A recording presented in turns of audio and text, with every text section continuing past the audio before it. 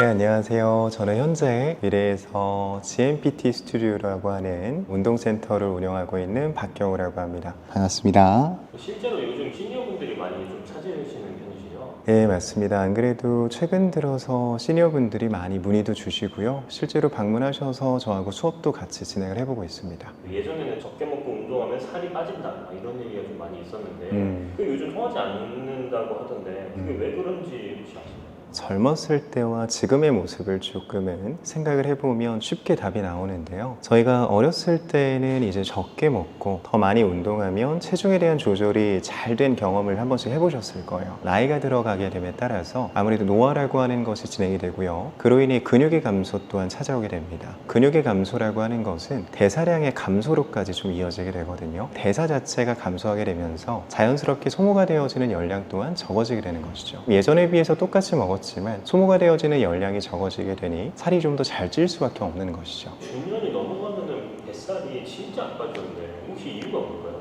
아무래도 이제 뱃살은 많은 분들의 고민이신데요. 사실 이 중년의 뱃살은요, 단순히 피하 지방으로 생각하면 안 됩니다. 피하에 있는 지방이 아니라 복부에 있는 지방은요, 내장 지방이기 때문에 잘 안 빠지게 되는 것인데요. 저희가 내장 지방이라고 하는 것은 한 번쯤은 들어보셨을 거예요. 저희의 복부 쪽을 보면 장기가 있을 겁니다. 장기 주변부에 붙어 있는 지방을 내장 지방이라고 합니다. 보통 이 내장 지방은요, 자체만으로도 염증을 많이 일으키고요, 독성에 대한 물질도 나타내게 됩니다. 그로 인해서 자연스럽게 몸에 대한 기능을 떨어뜨리게 되고요. 그리고 심혈관 질환에 대한 발병률을 좀 높이게 되죠. 그러면 이 내장지방 자체가 한번 들어오게 되면 실제로 이 내장지방이 잘 빠지지 않게 됩니다. 그 이유는 말씀드린 것처럼 기능에 대한 저하도 좀 포함이 되어지고요. 그로 인해서 이 기능이 저하가 되어지면 아까 말씀드린 것처럼 몸에 대한 대사 능력 또한 떨어질 수밖에 없습니다. 내장지방 자체가 있기 때문에 뱃살을 빼기가 좀 어렵다고 봅니다.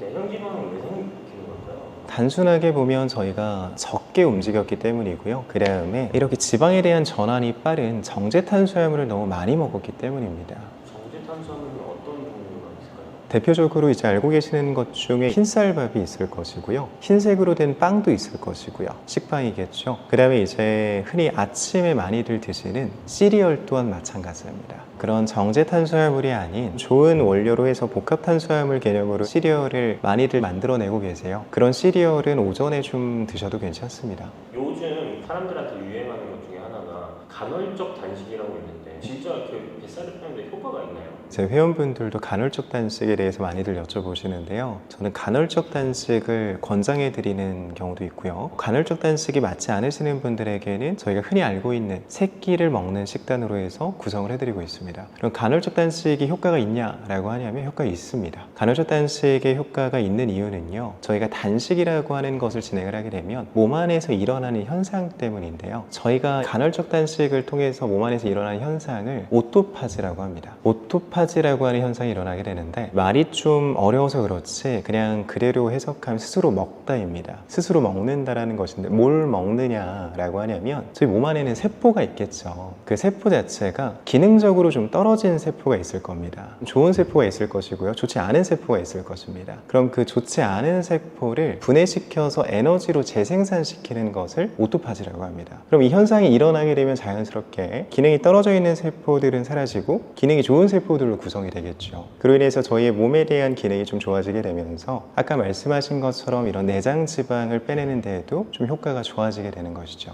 회원분들한테 권장하기도 하고 권장하지 않지도 않는다고 했잖아요. 네. 권장하지 않는 이유는 또 어떤 것 때문에 그러시나요? 아무래도 이제 저희가 그동안 살아왔던 그 식습관 때문인데요. 저희 나라는 이제 삼시세끼라고 하는 문화가 있습니다. 새끼를 드셔온 분한테 갑자기 저희는 이제 간헐적 단식을 할 겁니다 라고 한다면 그분에게는 아직 그 간헐적 단식을 할 준비가 안 될 가능성이 높습니다. 왜냐면 새끼를 드시던 분께 갑자기 앞으로 2끼만 드세요, 저희는 이제 8시간 동안만 먹을 겁니다 라고 한다면 그 공복 시간이 그분께는 꽤나 고통스러울 수 있거든요. 저희가 다이어트 방법, 그 다음에 건강에 대한 방법으로는 여러 가지의 방법이 있습니다. 그 여러 가지의 방법이 있는 이유는요, 각자 본인에게 맞는 방법이 다르기 때문이에요. 저희가 내가 그동안 일상생활을 보내와서 내가 지금의 이런 식습관이 어느 정도 나에게 좀 익숙하다면 그거를 바꾸지 않고 뭔가 다른 방법을 찾기보다는 지금의 상황에서 좋은 쪽으로 가는 것도 제가 추천드리는 방법입니다. 간헐적 단식을 시도해 보셔도 되지만 시도와 동시에 내가 그 방법 자체가 너무 힘들다고 느껴지신다면 억지로 고집하실 필요는 없습니다. 3끼 정도의 식사를 구성하시고 3끼를 좀 건강하고 영양소가 좀 잡힌 식단으로 구성을 하시고요. 그 다음에 적절하게 내가 운동을 진행을 해주는 것이 훨씬 더 좋습니다. 정제 탄수화물을 이제 먹지 말라고 하셨는데 첫 끼에는 어떤 걸 먹는 게 제일 좋을까요? 뱃살 빼는 데 있어서는?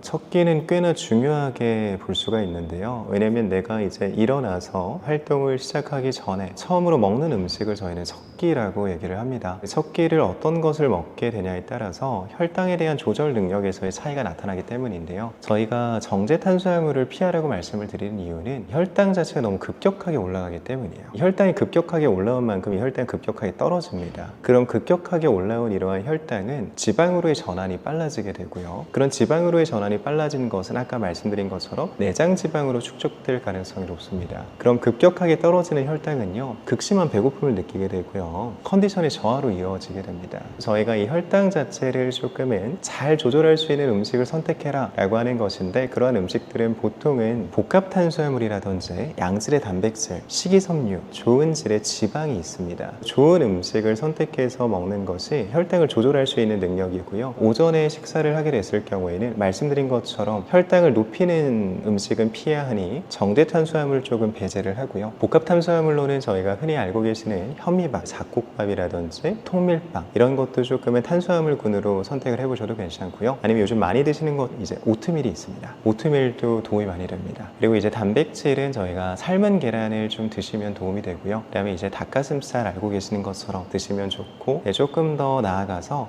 내가 이렇게 뭔가를 챙겨 먹기가 좀 번거롭다 하신다면 그릭 요거트에 견과류를 좀 얹으셔서 그렇게 드시는 것도 좋은 아침 식사가 됩니다. 그리고 마지막으로 제가 듣기로는 샤브샤브가 다이어트에 좋다던데 실제로 다이어트에 좋나요?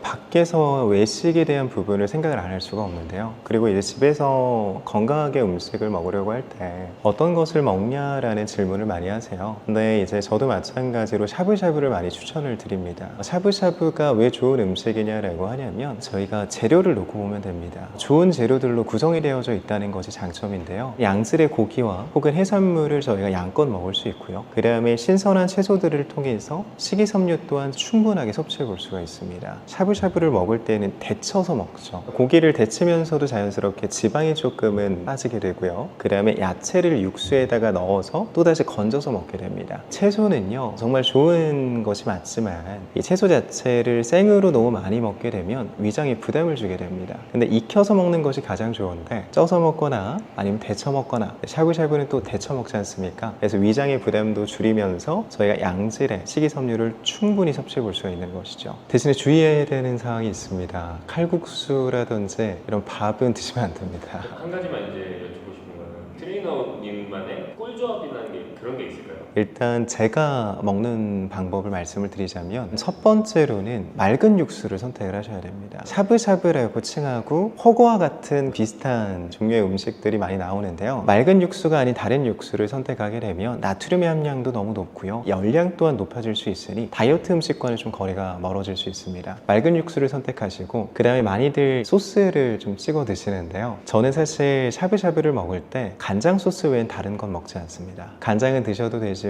간장만으로는 좀 심심하다 하신다면 와사비를 좀 곁들이시는 것도 괜찮습니다. 마지막으로 이제 뱃살에 대해 고민을 좀 있으신 분들한테 좀 해주고 싶은 말씀이 있다면 어떤 게 있을까요? 중장년 분들이 뱃살 때문에 고민들을 많이 하시잖아요. 사실 뱃살과 더불어서 전체적인 지방 자체는요, 만성적인 염증을 불러일으키고요, 알고 계시는 것처럼 관절에 대한 부담을 가중시킬 수밖에 없습니다. 지방 자체는 시간이 지나면 지날수록 점점 더 빼기가 어려워집니다. 지금 내가 이 영상을 보고 있는 이 타이밍이 어쩌면 가장 빠른 시기일 수도 있습니다. 너무 늦었다고만 생각하지 마시고요, 지금보다 더 늦게 되면 그때 가서는 안 될 수도 있습니다. 적정 체중을 난 벗어난 것 같은데 라는 생각이 드신다면 식사에 대한 부분도 조금은 조절해 보실 필요가 있고요. 지금이라도 운동을 간단하게나마 시작해 보시는 걸 추천드리겠습니다.